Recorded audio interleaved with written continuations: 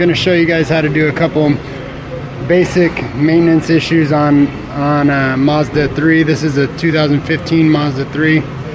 I'm going to start out with changing out the cabin filter. Super easy, and save you a lot of money to do it. So I just get inside, got the filters here. I prefer to use factory filters, so I have them down here on the floor. If you see, that's the engine filter, that's the cabin filter, and the Mazda factory oil filter. I'm gonna go ahead and do all three services today. Starting out with the cabin filter. It's like I said, it's super easy. Just pop open the glove box here.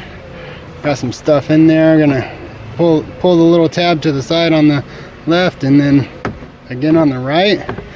That loosens the glove box. If you look in there, you see that little white piece with the gray around the edges. That's the filter. So you can squeeze your hand in there and grab it like this.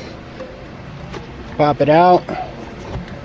Pull it right on out. It's easy peasy, man. See, the filter's not very bad. Sometimes debris gets in there like leaves and stuff. I'm actually not going to replace this filter because I don't think it's necessary at the time, but just so you guys can see, that's how easy it is to change that filter. Just take it, slide it back in, make sure you get it lined up, just push it right back in, clip it into place, and then all you're gonna do is pop your glove box back in. You know, you can also take the glove box, you pop it all the way out like this. See this little hinge here? It just pops right off like that. You can then slide the glove box all the way off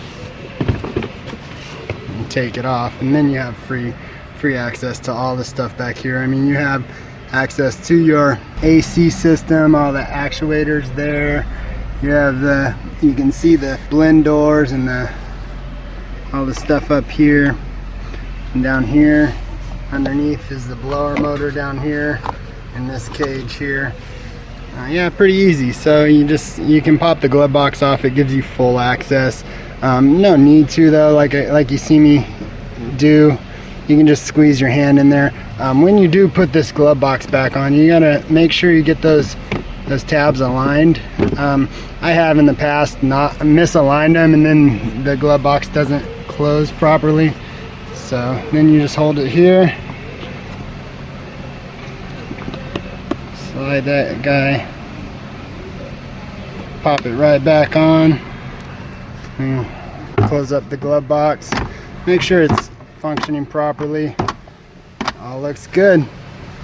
So we're gonna close that one up. We're good to go.